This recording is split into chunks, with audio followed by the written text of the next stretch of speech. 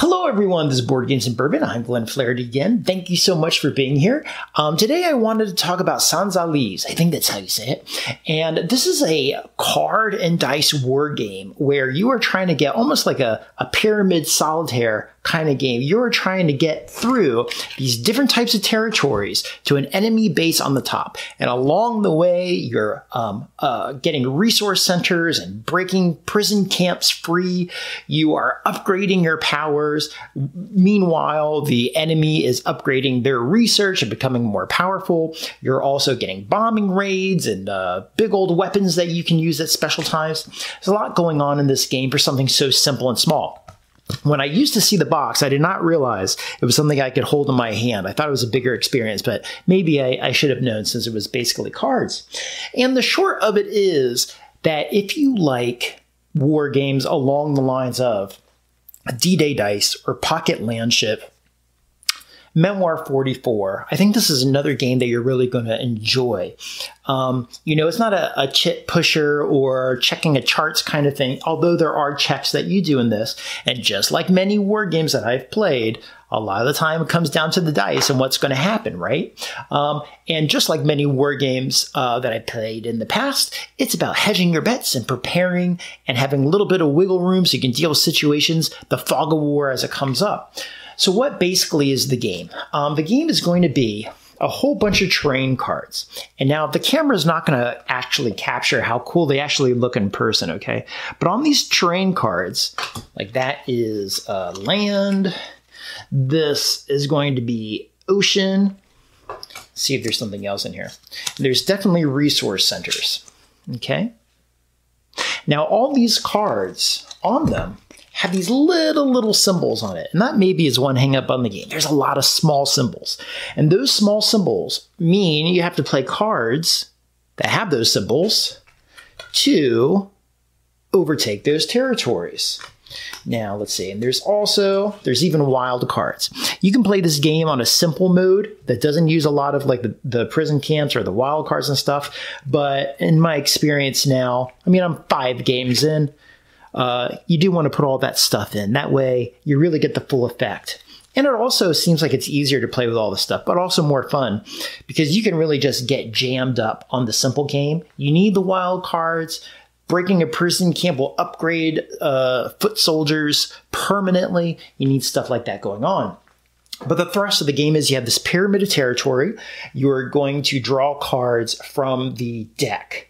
You're going to apply them. They all have different values. Some are worth 1, but they get stronger the more successes you have. Some are 3 and can upgrade to like 5, and some are 5 and can upgrade to like 5 and then can act as a number 1 unit for different kinds of resources. And you are applying these to defeat territories. When you defeat territory cards, you are causing setbacks, essentially, to the enemy, where if you take out an entire row of cards, their science and technology falls down, or if you get a resource center, that's another setback, and you're delaying them the ability to get the ultimate weapon and end the game. And essentially, their ultimate weapon marker moves up this path 8 times until they defeat you and you lose. So you play all your cards and then you do a check. You roll these dice and they're going to tell you whether, if it's a high roll, you get to keep some of the troops that you used. If it's a medium roll, they go away as you would expect. And if it's a bad roll, you lose even more troops or maybe withdraw from a territory that you just defeated. Then you do a science check, and if wherever there are sciences on the side of the card, if it is below that number, it advances. If it's above that number, it stays still. And that's really the thrust of the game. Now, like I said, there are really good choices in there because, but it's not going to be a daunting choice, right? Pocket Landship, D-Day Dice. It's more like experience the thrill of what's going to happen next. If this had any detriment to it, and I'm searching for detriments, right? They're really not that big a deal. It is a generic war. It's not like themed in a certain time period or something. But, then again, I play war games where it does have a specific time. I'm like, do I want to do that battle again? It also, in a way, reminds me of playing some of the smaller decision war games, which I do enjoy. I think it was a Custer's Last Stand I thought was fun too. But I think that was the last one I played. What I will say, though, if you end up picking up this game, and I just got this from, I think it was Noble Knights for like 20 bucks or something like that. The rule book has really small print. It doesn't have diagrams, and there's errors and it's stuff left out. You're want to go on BGG and download the final version. The errata of the game makes it a lot easier. A little bit more wording in there for you to understand what's going on.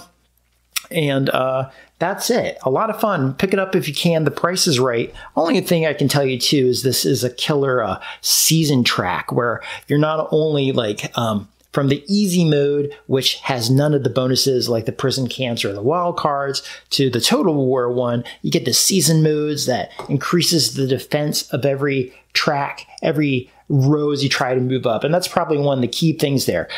Every row that you defeat, and as you move up, gets harder and harder. But every time you defeat a resource center, you get to draw more and more cards. A great balancing act in there.